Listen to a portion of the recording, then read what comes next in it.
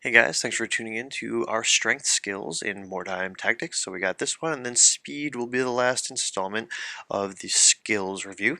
So first up, Mighty Blow. I say this is a take right off the bat. It's +1 strength in close combat, excluding pistols, or crossbow pistols or anything else like that. And it's pretty decent. I'm gonna say +1 strength bonus is definitely useful in all combats all the time. So this is a first pick right off the bat, and combo it up with any combat skill that you've already taken. It's essentially a stat increase that you can get during a skill. Now, the counter argument is why take that when you can get +1 strength later on?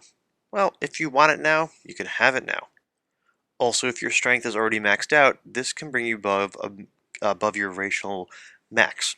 So if you're not allowed to have more than strength 4 or strength 5, and you want strength 5 or strength 6, you can use Mighty Blow to add to that. So the other thing is it adds to strength modifiers already with any weapon. So if you have a great weapon and then you have this, you can get your guys up to strength 7, strength 8, which in more time might be a little bit too much, but if that's what you're looking for, it is possible. Alright, on to the next one, Pit Fighter. I say this might be, the second or third pick you might get for a skill, but it's fun depending on what kind of warband you're doing. And Pit Fighter essentially allows you to get +1 weapon skill and +1 attack while you're inside a building. So, you got the stat increases there. It increases combat effectiveness. Now let's say we go ahead and combat it up with Unstoppable Charge, which is the last skill here in Strength. Unstoppable Charge is the first pick also. Unstoppable Charge allows you to get +1 weapon skill on a charge. So, your pit fighter, let's say he's going to track down somebody that's hiding in a building or hiding in ruins. So ruins apply to the building requirement. If that's the case, then this guy's going to be running in. He's going to get his +2 weapon skill and +1 attack. That's pretty decent when you are trying to hunt down a character that's hiding in a building with treasure or weird stone or something like that. So for shits and giggles, let's pair up Pit Fighter with Unstoppable Charge with a Diving Charge. Because remember, when do you diving charge? When you're high up. And odds are if you're higher up, you're in a building or on ruins, and your opponent is either in a building or on ruins also. So that's going to be diving charges +1 to hit and +1 attack. So you're going to get +2 attacks, +2 weapon skill, +1 to hit. You're going to hopefully at this point be hitting on 2s, and you'll have enough attacks to hopefully kill the guy if you don't fail your initiative test on the way down. That's pretty cool. I like that. I would recommend it. Since we're on the topic of Unstoppable Charge, you can definitely pair that up with Expert Swordsman.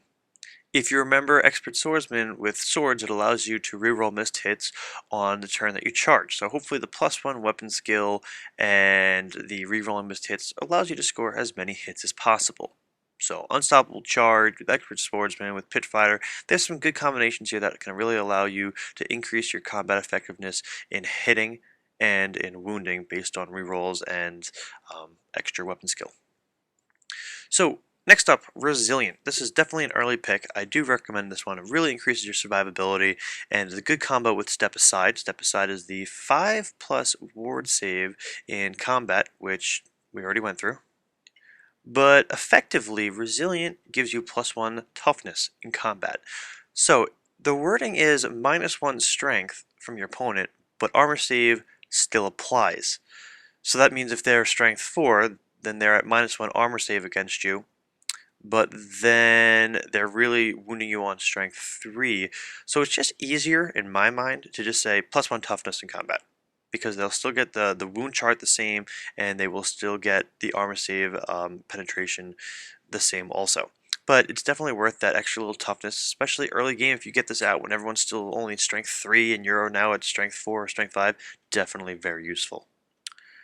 Fearsome. I usually never take this spell. It increases survivability because opponents might not be able to charge you, makes your combat effectiveness that much better because you get to charge when you want to charge, but if you really, really want it, then you pick it as your first skill. Otherwise, don't pick it at all because there's a good chance that you will get this result on the serious injury table where you cause fear from scars or something, and I don't know, I just wouldn't waste my time on causing fear. I would work on other skills personal preference. But if you like Fearsome and you find that it's useful, comments below. Maybe some other people can build on that topic. So, Strongman essentially allows you to use great weapons without the always strike last rule. So, I like to combo that up with lightning reflexes because if you no longer have always strike last and you can now use the ability strike first, then on a charge or defensively you can strike first with, that great weapon, which is pretty useful.